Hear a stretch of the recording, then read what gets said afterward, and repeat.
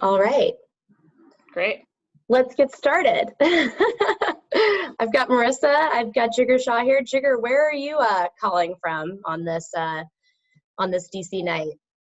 I am in a crowded restaurant with a fireplace behind me. No, I'm at home in my basement, and if I were to change my background, then you will see all my children's toys. Nice. That's what our living rooms look like now that Marissa and I are proud new dog moms in this day and age. So we did what everyone's doing in the COVID crisis, and we're adopting pets. So there you go. Yeah, well, you know, they need a nice home as well. Love it, love it. So yeah, thanks for joining us, and thank you to Marissa for organizing this. We're really excited. This is our first ever YPE virtual fireside chat. So Jigar, we're excited to have you on board. Wow. Yeah, we are planning to go for about an hour, and we are going to cover a couple different topics. Thank you to everyone in advance who submitted questions. And then in this hour, Marissa is going to go through some of the questions, some of the topics, and you know, we'll put Jigar through the ringer. So let's begin. I'll give it to you, Marissa. Let's do it. Awesome. Jigar, so my first question, this is one that I actually came up with because I'm genuinely curious for your thoughts. But I know that you are an early and vocal advocate of social distancing. As your Twitter handle alludes, for folks on the line, feel free to take a look at Jigar's Twitter if you haven't recently. He is now Jigar Social Distancing Shah. I'd be curious to know, Jigar, now that we're about like 5 or 6 weeks in, are there any aspects about the national response that have surprised you or maybe been different from your initial expectations about 6 weeks ago? Well, I mean, I do think that it was pretty obvious 6 weeks ago that we weren't on the path that South Korea was on. So I think that, you know, I think we shut down the office when, like, March 15th or something. Yep, around then.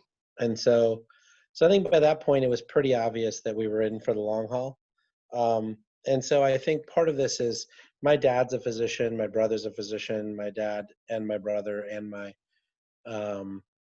sister-in-law are all in healthcare. My brother just finished his, you know, coronavirus quarantine because he got the coronavirus and, you know, and then had to do the quarantine. So, I mean, I think this stuff's pretty real. And I think there's a lot of folks who I think, particularly in our field in finance, but also in other fields, try to just boil everything down to ones and zeros and don't really, I think, try to allow themselves to think about the fact that this is, you know, someone's grandfather or someone's, like, you know, brother or someone's, like, immunocompromised sister or whatever. And I get the fact that this is hard, right? I mean, we're likely going to experience a depression, right? Like, I mean, however you define that term, it's not a defined term, but it's going to be far less than a recession. And no amount of pumping money into the economy is going to fix it, right? Because all the different connections of the economy have been broken. So, like, bringing it all back up and getting people to trust again and getting people to actually want to attend a concert with 1,000 people that are attending, probably unlikely anytime soon, right? Or, you know, getting people to bet big and buy a bunch of inventory and then hope that they can sell the next great, like, you know, toy for Christmas is, like, unlikely, right? And so, like, without all that risk taking in the economy, things are going to get bad. So I get why everyone wants to end social distancing and get back in. But I think even after we stop sheltering in place, a very significant percentage of the population, generally the percentage of the population that is the most, you know, like, sort of well off, like me and many others, are going to be able to continue to social distance and continue to receive paychecks and try to stay safe, right? And there'll be a lot of other people that are going to be forced to, you know, work and, you know, expose themselves to folks who are not as careful.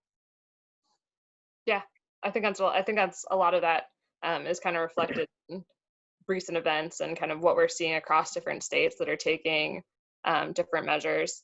I think relatedly, and you touched on this a little bit, but this question comes from both Nikhil Garaya at Activate and Cassie Schell at Cleantech Group. We're curious about what the short-term impact on clean technology investment and development is, And how do we expect renewable projects to either bounce back or react given the immediate stalling of works in places in certain jurisdictions? Kind of curious for how you're thinking about that and whether it changes with Yeah. occurring specific regions. I mean, clearly in the very short term, right, we're talking about 6 weeks. There's been a lot of projects that have been on hold. There's been a lot of projects that can't get final confirmation around debt or tax equity or whatever. And, from that perspective, I think that there's been some disruption. I think that in the end, we are the perfect answer to the question of what do we do to kickstart the economy, right? Ultimately, if you believe that the discretionary part of the economy is not coming back for at least 2 years, right? Like, I mean, the ability for people to just go to their favorite football stadium and, or go to their favorite basketball game or whatever is going to be curtailed for 2 years. That part of the economy is going to be a big hole, right? And the easiest thing for you to fill in that hole is what we call clean energy, right? So whether it's solar and wind, but also like the waste system, like soil carbon for farmers. I mean, there's lots of ways to give people money to like implement clean energy. And there's 4 million people roughly who are trained around the country who actually know how to implement them, right? And finance them and service them and all that stuff. So I think we're the natural choice. I mean, even Joe Biden, who basically has advisors who, live and breathe natural gas all day, are like, we love clean tech because we understand that that's what's going to, get people going. And I don't dislike natural gas, as you know, but I don't think they were full-throated supporters of clean energy before COVID. And so we're in a situation now where even they're coming out publicly and saying the next stimulus bill needs to be clean energy because those are the people ready to do shovel-ready projects. So we're definitely not out of the woods. We're in big trouble, right? Everybody in the economy is in big trouble, and we're part of that. But I think we're the likeliest to be, asked to serve to fill in that gap. Jigar, are you thinking that any specific aspects of the situation will kind of influence how developers and entrepreneurs think about planning projects in the future? I know there've been a lot of pieces done by law firms about changes in force majeure, all of those things. Do you think it'll kind of permeate to the level of how folks are thinking about setting up projects in the future, or do you kind of think of it more as a one-off event? Well, when it comes to force majeure, I think people are going to obviously, remember and read that part of the contract going forward. But I think that there's a right way to do projects and, the wrong way to do projects. And I think that to the extent that we say that, a public entity has to agree to all these provisions and they can't back out. And if they back out, they have to make us whole and all that stuff. You're going to end up limiting yourself to 2% of the market. Right. And so very quickly, people are going to be like, no, I want to, to grow the market even larger, right? Or I want to serve this customer. And therefore I'm going to have to live with, something less than that. Right. And I think that then now the cost of capital may go up, right? For folks who are servicing a church or a charter school or whatever that wasn't really investment grade before that. Maybe it's harder to do it now, but there are definitely people I think that want to, invest into all those projects. And I think that the government's role in 1603 and all that stuff is going to come out. And at some point, people are going to say, I want to do that project. I'm willing to live with whatever the docs are that you have. Yeah, absolutely. And then our next question comes from Sue Yang at Orion Energy Partners. Sue, thanks for joining. You're also on the East Coast. What indicators, if any, are you tracking most closely as signs as far as what the new normal might look like post reopening? Is there anything particular? And Jigar, that can be specific to energy or more macro even. How are you thinking about that?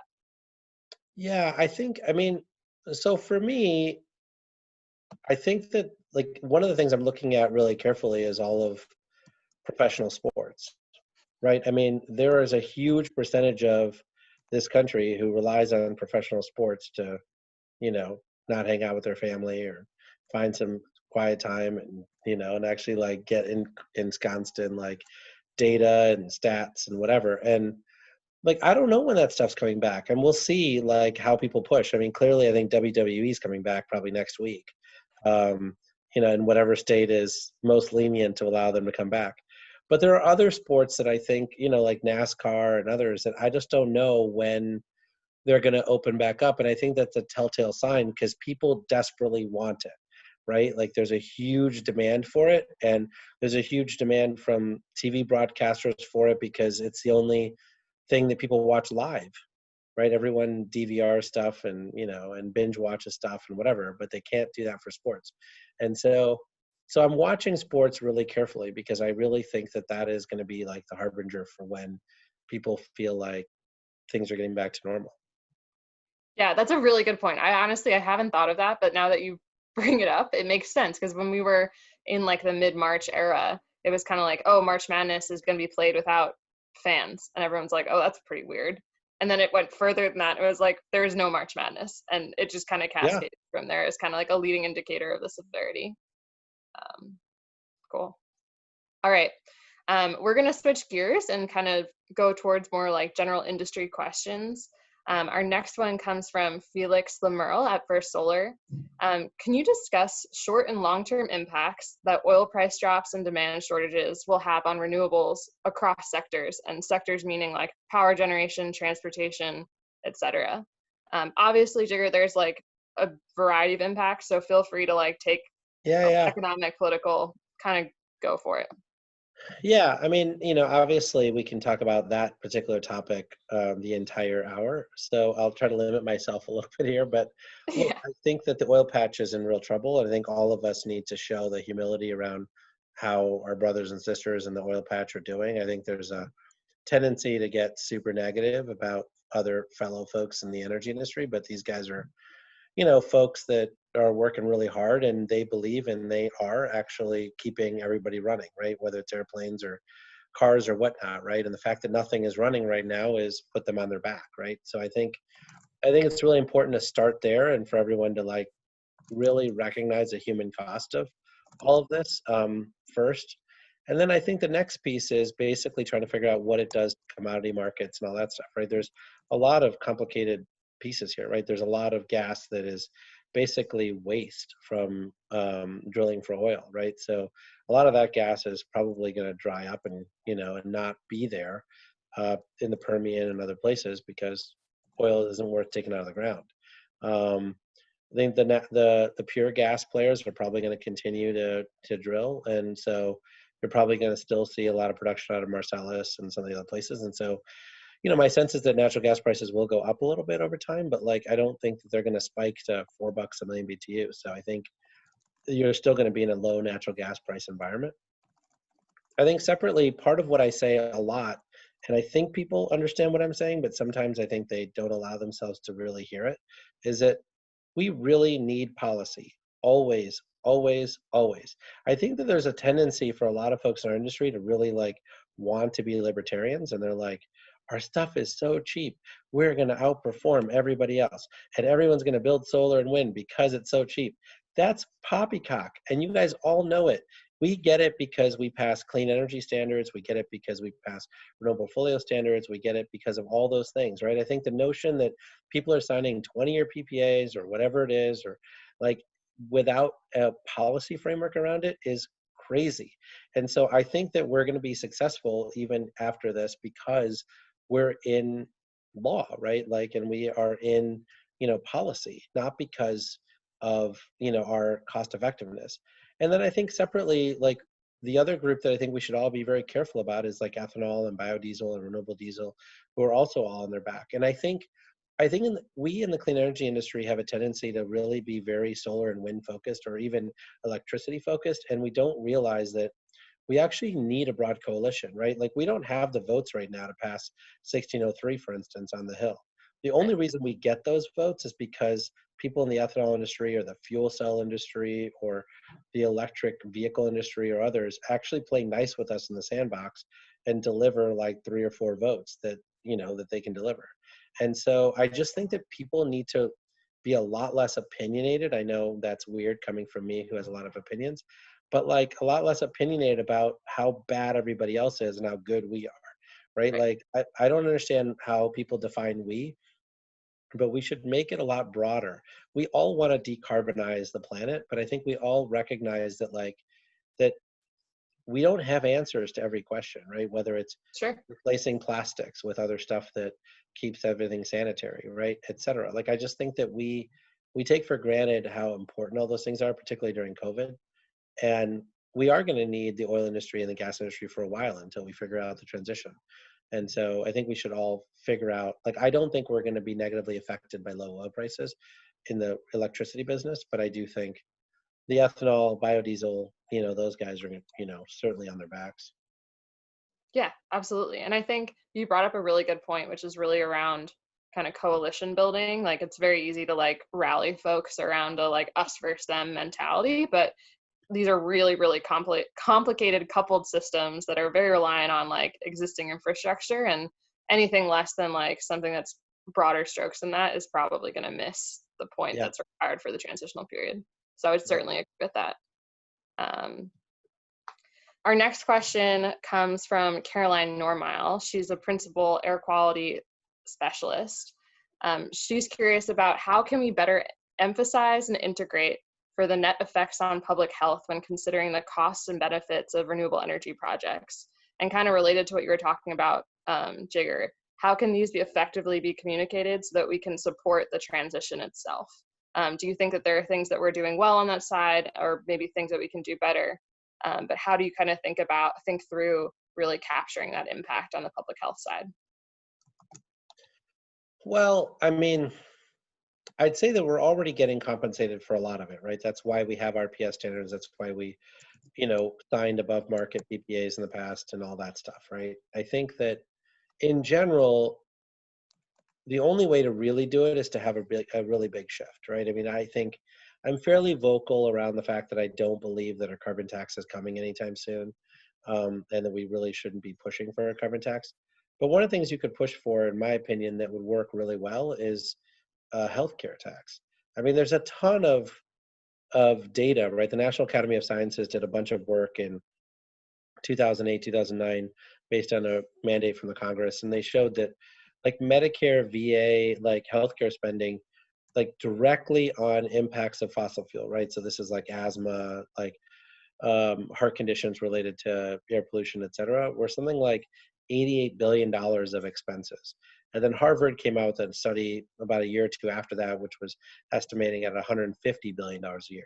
If you turn that into $1 per ton and then assign that to everything that emitted fossil fuels, you actually might get a really like big coalition of people that would support it, because you would just say, great, if you want to admit that stuff, fine, but you got to like fund the healthcare fund so that like we can pay for all of the health impacts from what you're doing, right? And I think I think without something like that, then it's going to be hard to tie it one for one. I do think separately, though, that when you look at the dynamics of the Saudi Arabia, Russia stuff, as well as this question, like California has been experiencing extraordinary clean air, right? In the LA basin, right? And the only way to do this and to really keep it going is to keep oil prices low. I think for a long time, people thought for a long time that like oil prices needed to be high, right? The higher, the better.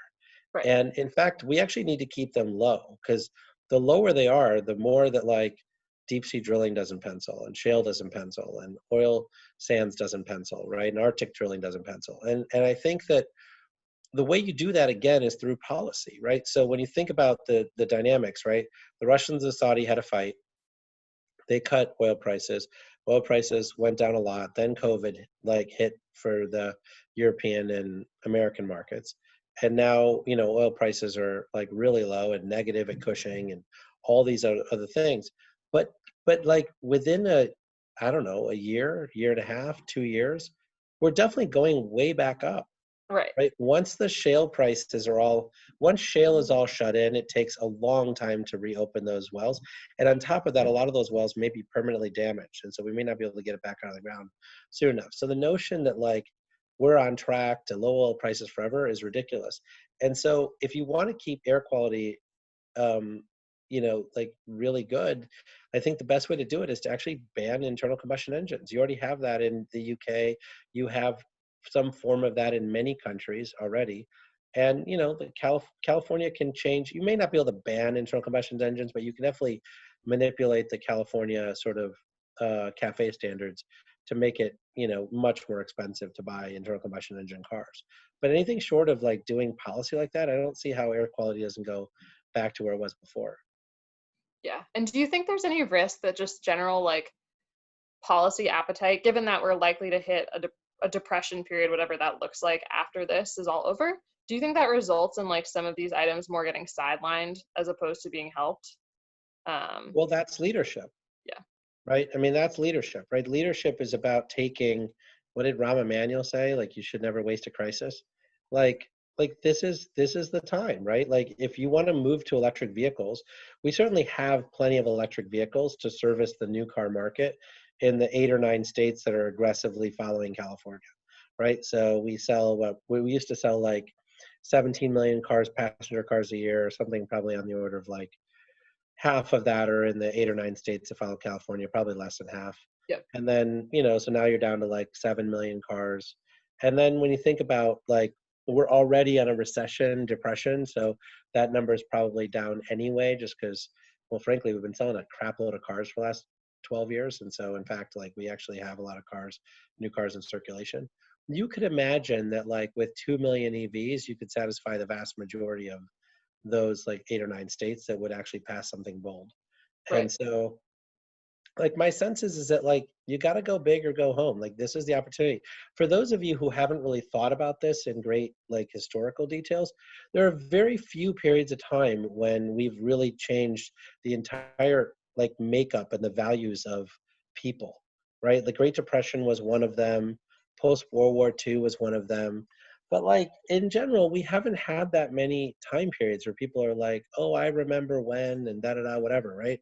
And this is one of those periods. I don't think people really fathom like how much life is going to change. Like after this, people are going to wear masks forever. We're going to be like Japan over here. Like we're probably going to have some large percentage of people that are increasing regularly decide that they're going to work from home like Sure. forever, right? And then you may actually have people who say that I will never sit in a middle seat again, which you know none of us like to anyway, but like in an airplane, right? Like I think like post 9/11 it took 2.5 years to get to the pre 9/11 airline traffic, right? So like this stuff takes a long time, and it may just be that like we get a huge cultural change, right? Millennials have clearly been like subjected to, you know, 9/11 and then the Great Recession. And so they may just never trust again for the rest of their life, right? Like there's just all sorts of things that are going to change, and policymakers can help do that. Like I don't think it's outside the bounds of what we should be thinking about. Yeah, absolutely. And it's certainly one of those major transformational moments where you can see a lot of change happen and people really start to question like the status quo around like what is actually necessary and what is and is not doable. I know like for me, like if you had told me like that this is what we were doing 2 months ago, I would have been like, oh, no way. Like people will never go for it. Great. Yeah. Okay. So I'm going to shift gears a little bit just because this is one topic that came across in a bunch of the Q&A submissions. Jigar, for your background, folks submitted a question with their registration. So Madeline and I had the fun task of going through 50 different questions and trying to generally correlate. So this one is a mix from both Marcus Lehman at CalWave and Maura Haynes at Empowered by Light. The general subject is, again, California policy. But I think folks are really curious as to how far we can get on SB 100 in California with our current storage technologies and how you kind of see the future of storage technologies developing with a thought towards will we get to like grid scale energy storage more broadly in the system, and what do you think that path looks like? Well, so just to remind everybody, SB 100 is the sort of landmark policy that requires renewable energy and zero carbon resources to meet 100% clean energy standards, right? I think that there is a notion that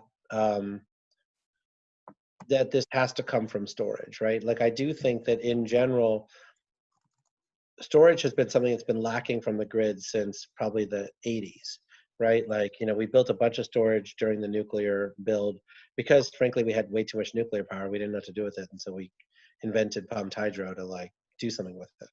And then, and we've always said that, like, instead of building fast reacting natural gas peakers, that storage would be better for the grid. But remember that, like, the utility companies today still don't integrate storage on every single thing, right? We have software in Australia right now that they're using where they change the way the battery is reacting every cycle. So they change it 60 times a second, right? And by doing that, they actually can manage the grid with 1/10 the amount of battery, right? And provide tons of other services around power quality and all sorts of other things, right? We're not doing any of that in California, No. right? With the batteries that we have, right? So let's start with the fact that we're not actually fully utilizing the battery capacity that we have, and we're certainly not paying for all of the battery services that they could be providing to the grid, which MIT outlined, I think, 10 years ago. And so we start there, right? We have to, like, figure out how we actually change the way California ISO works and other people work to be able to, like, actually get the value out of all these batteries. Separately, once you do that, remember, then all the rest of the batteries become more valuable. So we do have a ton of batteries, right? Like 1 million EVs with 200+ mile range could back up basically the entire California grid, right? And so, if you think about how big those batteries are, there's something on the order of around a 20 kilowatt charge, or maybe even higher in terms of power. And then in terms of energy, many of these are like 100 kilowatt hour batteries, right? So if you have 1 million of those batteries, you're talking about something on the order of around probably 20,000 megawatts of power capacity, which the whole California grid's only 40,000 megawatts of peak demand on a regular basis, right? So you could back up the whole grid with just 1 million EVs that were plugged in and outfitted for vehicle to grid, right? Same thing's true with everybody who's building, residential solar that has, storage on them. Then you've got companies like Leap Energy and others who are basically figuring out how to, like, provide all these services through demand response and load control, right? Always been the promise of the California grid, but never something anyone bothered to focus on. You could imagine, like, just Nest thermostats alone, and Ecobees and Honeywells and all of those in the state of California could also manipulate something on the order of around 15,000 megawatts of load at any given time, right? And so, because remember, the 40,000 megawatt peak is not actually like all the devices, right? If you count all the Nest thermostats and Ecobees, et cetera, multiplied by 7 kilowatts of HVAC demand, it could be enormous. And on top of that, you could actually stop charging per kilowatt hour.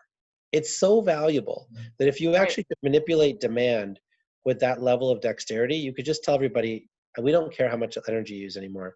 Just, like, pay $35 a month for your electricity. And then you would just mess around with people's demand, right? And so you'd actually start air conditioning their house even if you didn't need to, because there was excess solar and wind power, right? Like, and you would just, like, and so I think that people fixate on battery storage because, like, they just got around to studying it last week. But in general, like, battery storage is just, like, one of the things that we're all working on. But there's, like, all these other things that allow for high penetrations, high integration of clean energy. Yeah, absolutely. No, that's really true. And Jigar, what do you, like, I guess, what is the barrier then? If it exists such that the demand is there and there are people working on these problems, do you think it's an inability to coordinate with, like, the CAISO and properly integrate into incumbent utilities, like, and pursue things like Ohm Connect, like, and trying to line up people's and, like, control behavior? Do you think that it's just that we're not there in terms of the integration and, like, the data management to actually make these changes? Like, I know on my, like, I was really excited when I saw that Sunrun was able to bid into the capacity markets in Massachusetts. Like, Yep. kind of what if we drill down a little bit more, like, what activities do you see in the market that are kind of an example of this, and also, like, the most actionable path? I mean, it's a really hard thing to answer, right? I mean, the simple answer is that we need an entirely new regulatory compact, not the one that Enron created back in the late 90s, right? Which is what we're still operating under, right? I think, but separately, when you think about just like how much stuff is broken right now, it's nuts, right? Like, so Smart Wires, right, which is a company that spun out of Chevron, signed a 2.5 gigawatt contract with National Grid in the UK, because National Grid has changed the regulatory compact to really be outcomes based, right? So they get paid more with better outcomes. So they're actually able to, for 1/100th the cost, transport 2.5 gigawatts of additional offshore wind capacity to London and other like centers, right? Then building new transmission, right? Every single utility in the United States has been pitched the idea, like 3 of them have pilots, right? Right. But National Grid isn't doing any of it, by the way, in Massachusetts or New York, because they're saying we make 7 times more by reconductoring. Why would we do smart wires? And we basically get paid by putting capital to work. It doesn't make any sense for us to do smart wires. As long as the regulators basically are too dumb to know that like we're getting away with it, we're going to get away with it. At some point, there's going to be some like nonprofit who says, hey, you guys are getting away with it. We're going to petition and write some comments and talk about how smart wires is cheaper or whatever. And then they'll get disallowed like their rate recovery. And then people are like, oh man, crap. Oh. Like, we actually like, you know, pay attention now. But ultimately, like California is really screwed on this particular point. When you think about like how easy it is to integrate new technology into Texas, it's crazy easy. It is impossible to integrate new technology into California. If you own a microgrid and you like suddenly have the ability to like, you know, help during a public safety shutoff, there's no pathway by which you bid any of that capacity in the California ISO. There's no pathway to even coordinate with PG&E and SCE. When they did the RFO that they just recently vacated, SCE said microgrids would cost 17 times more than the other solutions, which is completely ludicrous. We all know that we're building microgrids left and right now, and the total all-in cost to the end customer to take them off grid is like 9 cents a kilowatt hour. And so like the notion that like any of that stuff's true is ridiculous. But California has this balkanized system, which when it actually serves you, you love it. You're like, oh yeah, SGIP rebate program, we get to do more batteries. This is great. But when it doesn't serve you, you're like, fuck, how come all these people hate me? And why can't they actually have like an open process by which to do this stuff, right? And it's just one of those things where California is where people innovate, but it's not, it doesn't allow the implementation of innovation in the state. You have to go elsewhere to implement the innovations that you create in California. Yeah, absolutely. Beautiful answer. I know it was a hard question, so I appreciate that. And that's definitely accurate in terms of the integration. I have a number of friends who've been working on chasing the microgrid dream for a while, and it's a tough road, even though it's such a necessary and needed resource, especially post-wildfire, etc. Okay, so this is our last scripted question, and from there, Madeline's going to lead for folks on the line. If you want to use the raise your hand button to ask Jigar a question live, we'd love to. We've tried to time it right so that we'd have about 20 minutes to do that, so we're doing beautifully on that end. So this last question is more general and more, Jigar, I think folks are really just looking how will I make an impact? So this comes from Mateen Iyer at Niantic, and he asks, as someone in tech, what's the most impactful way to direct my career in order to help prevent and reduce the most emissions? I think Nateen's a utilitarian at heart. Is it worth switching over to journalism or politics, or staying the course? Thoughts? Well, I can't answer whether you should switch over to journalism or politics, right? You're gonna like follow your heart on that one. But I do think that ultimately what I'm really excited about is people are taking to heart what I've said for a long time, right? Which is this is all about advocacy. It's all about advocacy within your sphere of influence. So if your sphere of influence is just your school board, then that's where you should be advocating. Don't be writing Nancy Pelosi a letter because she doesn't read it anyway. Write the letter to the people that actually like listen to you, right? Your town council, your mayor, whatever. And one of those people is your employer, right? Like when you think about what Shopify is doing right now, or Microsoft, in terms of leading the charge on decarbonization, it's breathtaking, right? And you know, I think that like for all these tech companies, they actually do have the ability to do the right thing. And I think, you know, Bill Weil is trying to rally a lot of those voices through this new initiative called Climate Voice, where he's taking all of the tech employees that he worked with at Facebook and Google and like really amplifying their voices to push their bosses to do more. on these areas, right? So like the thing that I get frustrated about with tech in particular, and I target tech just because that's where he works now, but is it, I think tech is just a consumer. It's no different than Walmart or no different than all the other folks. They're a consumer of electricity, consumer of resources. They do what they do. They sell a product. It's largely addictive, whatever. But in general, but they just do what they do. But they can still be a force for good, and you can still actually say, hey, we're gonna figure out a way to use non-toxic cleaning products. We're gonna figure out how to actually use our gray water and black water for various purposes. We're gonna do all these things, right? Google, I think, has done a lot of great things in this area. So I don't think that there's any problem working for a tech company and actually being an advocate there. I think where we run into trouble is when, people like Mark Andreessen or others tell me how to do my job because he's done it so well for himself. That's terrible. And the tech people should just shut up when it comes to telling us to build or all the other bullshit out of Mark's mouth. He hasn't built anything in his whole career. He's a great investor. He gets to comment on all the rest of what we're doing.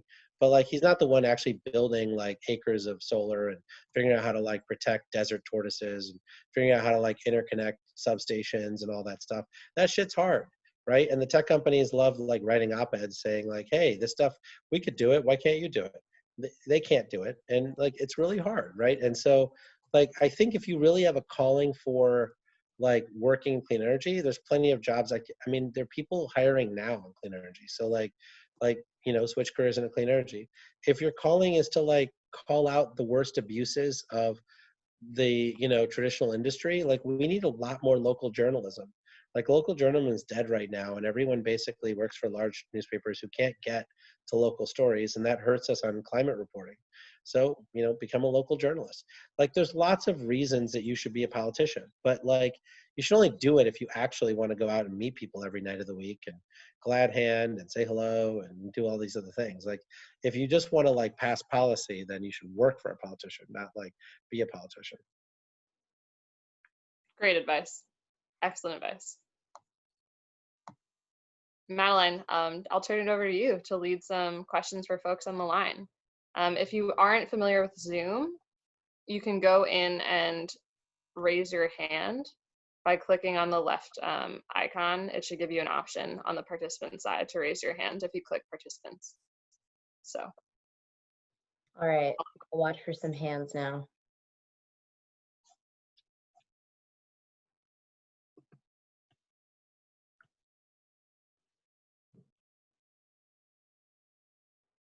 No hands. I'm not, unless I'm doing this wrong, I'm not seeing any hands. No chats have come in. Leah at STEM has a hand up, and Maya. Hey, it's okay if I unmute, right, and just speak? Yeah, please. So, hey, Jigar, nice to meet you. I listen to the Energy Gang all the time. Love it. Thanks. And so my question is, you just mentioned, local community action. What kind of things would you suggest? And, for example, CCAs or any other? It's whatever floats your boat, honestly. I live in Montgomery County, right? Montgomery County, Maryland is one of the wealthiest counties in the country. They've declared a climate emergency. A guy that's left of Bernie Sanders is the county commissioner. And, and it's we haven't done anything, right? He declared a climate emergency. There's 10,000 communities around the country or around the world that have declared a climate emergency. Only 40 of them are in the United States. We've declared a climate emergency and he hasn't done anything. I took him to breakfast the other day and I was like, what the hell are you doing? I just yelled at him for 2 hours, right? And I was like, I don't understand it. There are people that are shutting down roads and letting people just bike and do pedestrian traffic. There are people who are actually doing energy efficiency. So Montgomery County Schools is the 11th largest school district in the country. They haven't done basic ESCO work, right, around energy efficiency. And as a result, 8 schools every fall can't open on time because their air conditioning doesn't work. I was like, well, if you hired an ESCO, that wouldn't happen. Because they'd actually monitor it and you could not pay them if schools weren't able to open because their heating and air conditioning didn't work. It's just the most basic things, converting all the buses in our county to electric buses. We should be doing that first, right? There's just so much stuff, right, that we could be doing. that we're not doing. And, you know, it's just like, and a lot of it's because people just don't get in their faces, right? Like, and you should just get in the faces of whoever you care about, whether it's like the water district or the school district or the city council or whatever it is. Like all of it needs to get better.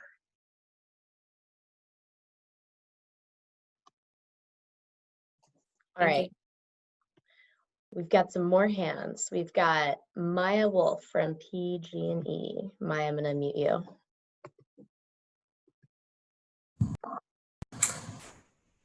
Thanks. Hi, Jigar. Hey. Earlier we were talking about ways that we can continue good air quality, for instance, in Southern California and other climate gains that we're seeing in the midst of this pandemic. And I'm curious what you talked about, the importance of policy, and what particular policies are you tracking or are you excited about that are being introduced or discussed at the present moment that you think can get us to that point? On air quality? Just generally on kind of stewarding or facilitating the clean energy transition as we navigate the coming recession and beyond. Well, I mean, on a broad-based brushstroke, I guess the answer is different whether it's local, state, or federal. Mm-hmm. Like on the federal side, look, we should be doing a lot of stuff that we already know how to do, right? It's not easy to set up a new program in the federal government.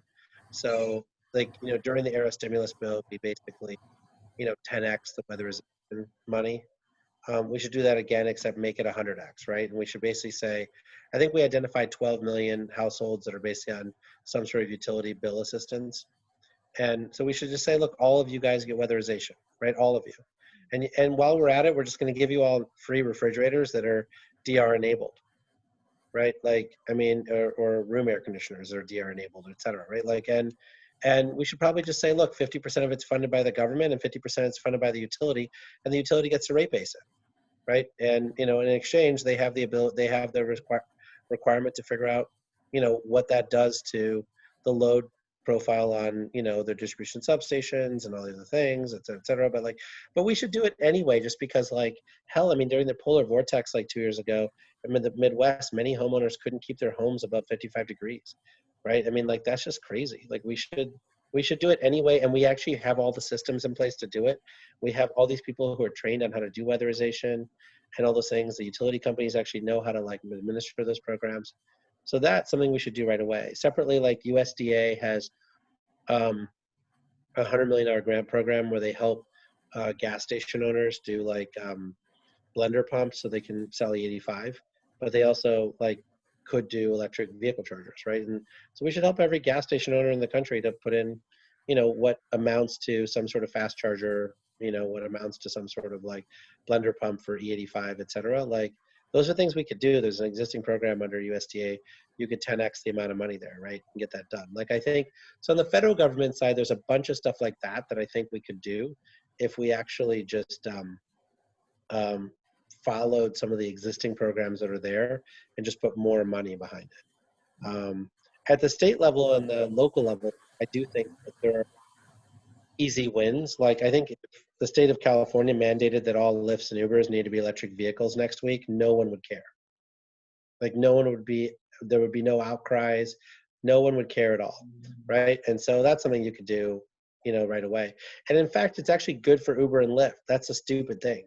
Is it like, like electric vehicles, it can easily be driven 500,000 miles without a lot of problems, particularly when it's Uber and Lyft, because as you know, the limitation on the battery is not the mileage driven, it's the number of charge cycles.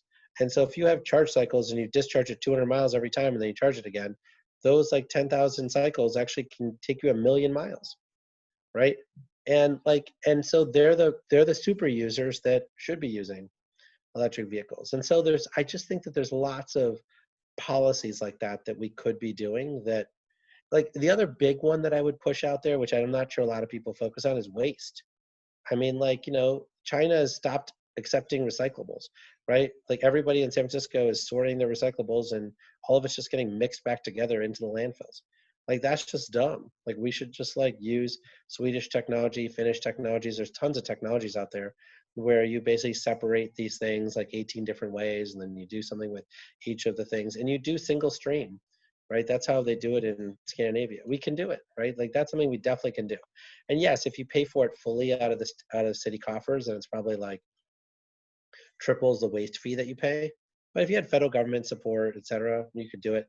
And waste is so human intensive. So it's a huge jobs program. Like waste would be great to do that way.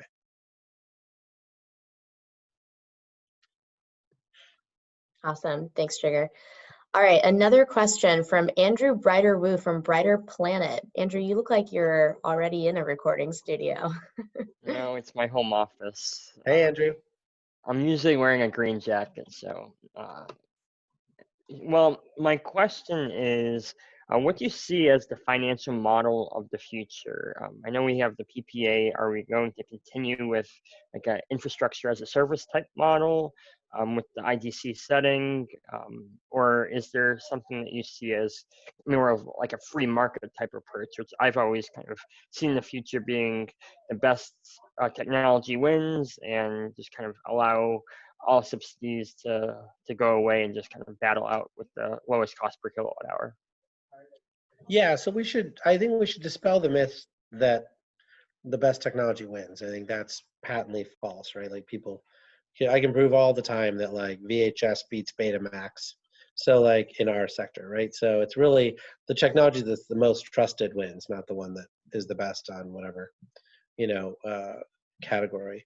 I think that in terms of finance models, look, I think that the PPA model was a way that we could get around some of the built-in hurdles that were in existence when we did in 2003. There are lots of ways of going here, right? So the way that the UK and other places go is like, back during Margaret Thatcher's times, they turned all public infrastructure into pay as you maintain, right? So like the private sector owns all the schools in the UK, and then as long as the toilets are working, things are clean, and whatever else, they get a payment, right? You could add to that list, hey, it's got to be net zero as well, and then you could finance all this through real estate, right? And when they first launched it in the UK, I think interest rates were much higher because people were worried that like folks weren't going to be able to meet the standards, and then the government wasn't going to pay. But a whole bunch of service industries came about that like actually knew how to meet all these standards and became bankable. And now like the interest rate and all that stuff is the same as the government of the UK's interest rate. It's just viewed as core infrastructure. So you could imagine all building related stuff just getting embedded into real estate and just being mandated to be financed through the real estate process, right? Like so there's lots of ways this can go, but I think it all depends on where policy takes us. I think we all, again, like think that this is sort of a libertarian thing, and it's just not, right? Like the government can actually say that we want, folks to be able to choose between A, B, C, and D, and then therefore, like infrastructure as a service ends up becoming the best route.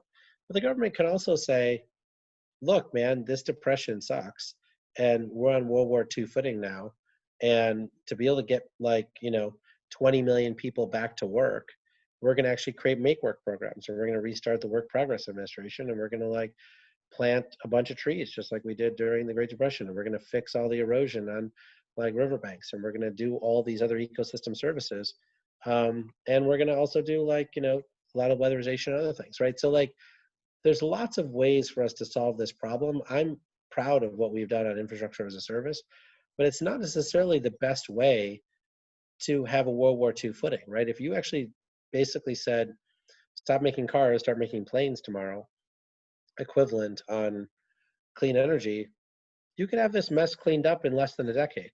It's actually not that hard to see how you actually get us to 80% decarbonization in less than a decade. In fact, deep decarbonization, Project Drawdown, the International Energy Agency, everyone's got these damn plans published on their websites. So it's not like we don't know how to decarbonize, but like it would take World War II footing and $20 trillion, which we seem to have these days, to do it. Thank you, Jigar. I appreciate it. No worries. All right, I think we got time for one more. Neil from Black and Veatch. Am I on? You're on. You're live. Awesome. Jigar, as it's really great to finally meet you. I mean, I've been listening to Energy Gang ever since it came out. So yeah, I'm kind of starstruck. Wow. Yeah. I That's a also, I lot of mean, so episodes. yeah, that's quite a bit. So I basically used whatever you have been talking about with regards to how complex the energy infrastructure is in America. And I'm pretty new to the infrastructure as well. So the thing is, I've realized how complex it is from market to market, from system operator to system operator. So it's really interesting to see how your company basically sources different projects, and basically you guys, the way you guys see different proposals. We've worked with you guys in the past with Generate Capital. So I Yep. just wanted to know with regards to um, like how you guys make those decisions. Cause I too believe like if you really want to change the market, there's a way bottom up to be able to do that, to be able to source willing participants who can actually work with your sauce, if you will, to be able to find that great sustainable business structure.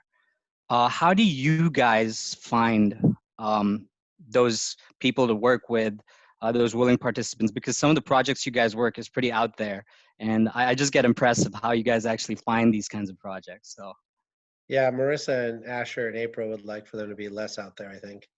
Um, I think, look, we're looking for patterns, right? We're looking for cash flows that we think are predictable. We're looking for technologies that we think can be defended, right? I mean, even if they're misunderstood and people think they don't work well, like we actually, believe that you can look at the track record and look at the data and prove whether it works well or not, right? And so we're looking for a certain pattern, and we're looking for, like operators who actually know what they're doing, which you're right, in some of these far field places you're not sure whether they actually know what they're doing, right? And so we're looking for all those things, and then we start haircutting from there, right? The goal of this stuff is to respect the laws of gravity, right? And that means that we get priced out of deals all the time, because there's a lot of people who don't respect the laws of gravity and are like, hey, that looks like a cool project over there, that's a great marketing document, i'm gonna fund it, right? And we lose those deals. But we try to create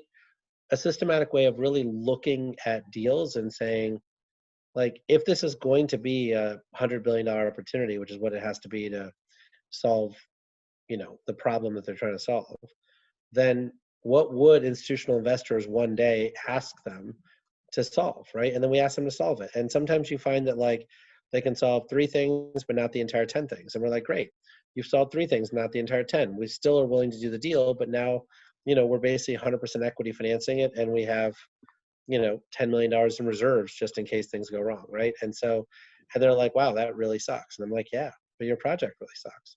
So like, that's how this goes, right? And then as they get more stuff done on that checklist, then they get closer and closer to institutional quality, right? And you get lower interest rates, right? And then some of this is recognizing that it's purely social, right? And obviously, I think we're a pretty humble bunch over at Generate, but like, I mean, like some of the stuff we're working on, like that have become more mainstream, I'm 100% convinced wouldn't have ever become mainstream if it wasn't for us talking about it, right? Like green hydrogen, I'm 100% sure that if we weren't talking about green hydrogen all the time, that no one would be talking about green hydrogen and no one would be thinking it's so cool, right? And that's part of this, is that like so many people in this country are lemmings, particularly in the finance business. You always think like, oh, these guys are so smart and they're probably doing fundamental analysis. Bullshit. They're looking at what like 12 friends of theirs have actually financed it. Like, all right, fine, I guess we can fund it too. And they actually use that in the investment committee. They're like, well, Jack over here at SunTrust did it, so we should be able to do it, right? And so part of that is us doing that, right? And allowing our fundamental analysis to be used as like the reference project for somebody else to move into a sector, right? And and then from an HR perspective, look, I can't solve all those problems. Like some people, you're right, like some sectors don't have great talent in them yet, but we can certainly try to attract better talent in those sectors. We really think that like it's possible to do all of this stuff well and do it right. It just sometimes takes time. And we've been willing to spend the time. Like some of our digesters took us 3 years to turn around, but we got them turned around, right? And we put enough money aside to be able to pay for a lot of that stuff. like we're still doing well financially on that. So like, I think the goal here is to actually help every technology, right, whether they're in favor or out of favor, get a fair hearing. And we might get to the finish line, we may not, but like every technology, in our opinion, should get a fair hearing.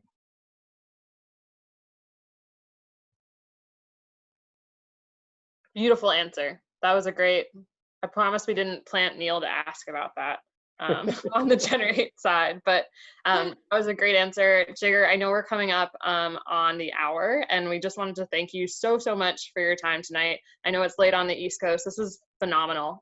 This, honestly, we really appreciate the format. This is our first time as the YPE team doing this. Madeline and I were trying to figure out a lot of tech stuff on the fly, so I really appreciate everyone's patience. And please keep an eye out for more events. If you have any ideas about speakers that you'd like to attend, please shoot me and Madeline a note. We're actively looking to do this more, especially as we continue into quarantine. My pleasure. Thanks for doing this, everybody. I know how much time you guys have to spend in your work lives these days with productivity down, and I appreciate you guys doing these things as well. And you really stay safe, everybody. All right. Thanks, Jigar. Thanks, everyone. Take care. Thanks.